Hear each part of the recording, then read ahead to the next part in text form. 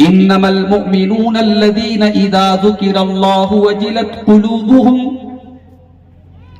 मोमिन तो वो लोग हैं कि जब अल्लाह का नाम उनके सामने लिया जाए तो उनके दिल कांप जाएं। दिल कांपता है हमारा, अल्लाह का नाम लिया जाए तो दिल कांप जाए, आंखों से आंसू बहने लगे,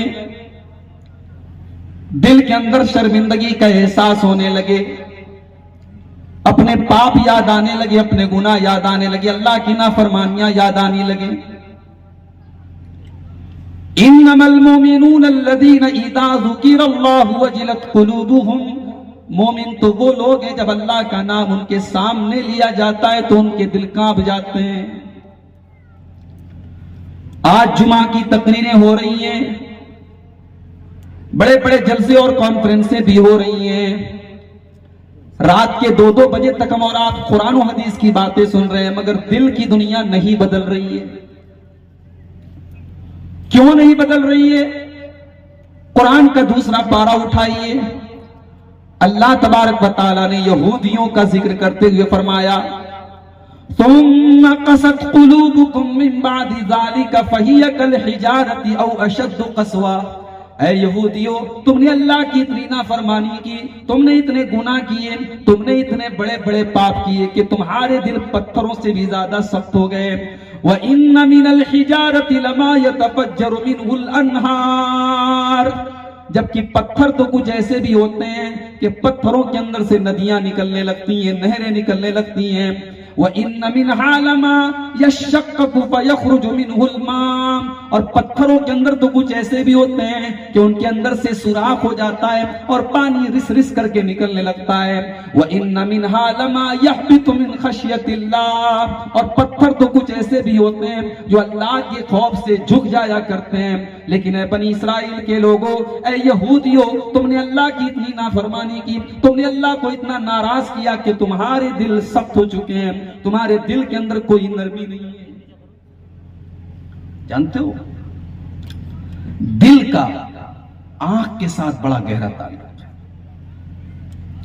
दिल के अंदर जब नरमी होती है तब आंखों से आंसू बहते हैं, और दिल जब सख्त होता है तो आंखों के सोते खुश्क हो जाते हैं। इसीलिए कुरान के 16वें पारे में जब अल्लाह ताला ने अपने नबियों का जिक्र किया, अल्लाह ने ज़करिया अलैहिस्सलाम का जिक्र किया, ईसा अलैहिस्सलाम का जिक्र किया, इब्राहिम का जिक्र किया, मूसा अलैहिस्सलाम का जिक्र किया, इस्माइल का जिक्र किया, इदरीस का जिक्र किया, नूह अलैहिस्सलाम का जिक्र किया। बहुत सारे नबियों का तज़किरा करने के बाद अल्लाह ने फरमाया, इज़ा तुलियत अलैहिम आयातुर रहमान खर्रू सुज्जदन व बुकिया।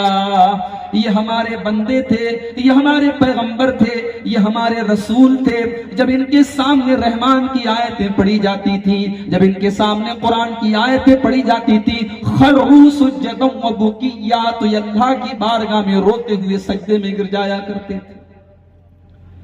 मेरे प्यारे साथियों, आज वही कुरान हमारे पास भी मौजूद है, जिस कुरान के बारे में अल्लाह फरमाता है, लौ अंज़लना हाज़ल कुरान अला जबलिन लरअयतहु खाशिअन मुतसद्दिअन मिन खशियतिल्लाह। अगर हमने इस कुरान को किसी पहाड़ के ऊपर भी उतारा होता तो पहाड़ भी अल्लाह के खौफ से चूर चूर हो जाता, पहाड़ भी अल्लाह के खौफ से रेजा रेजा हो जाता। कुरान तो वही है, कुरान की आयतें तो वही है, लेकिन हमारे दिल बड़े कठोर हो चुके हैं, हमारे दिल बड़े सख्त हो चुके हैं, और हमारे दिल आज अल्लाह का नाम सुन करके भी नहीं कांपते हैं। अल्लाह के प्यारे नबी फरमाते हैं, ला यदखुलुन नार रजुलुन बका मिन खशियतिल्लाह। जो इंसान अल्लाह के खौफ से आंसू बहाता है, जिसकी आंखों से आंसू निकलते अल्लाह के डर की वजह से, अल्लाह के खौफ की वजह से, ला यदखुलुन नारा, वो इंसान जहन्नम की आग में नहीं जाएगा। हत्ता यऊदल लबनु फी दरई, यहां तक कि जानवर के थन का दूध जानवर के थन में वापस चला जाए, जो कि पॉसिबल नहीं है, मुमकिन नहीं है। जिस तरीके से जानवर के थन का दूध उसके थन में वापस नहीं जा सकता, अल्लाह के खौफ से रोने वाला, अल्लाह की बारगाह में आंसू बहाने वाला इंसान जहन्नम की आग में नहीं जाएगा।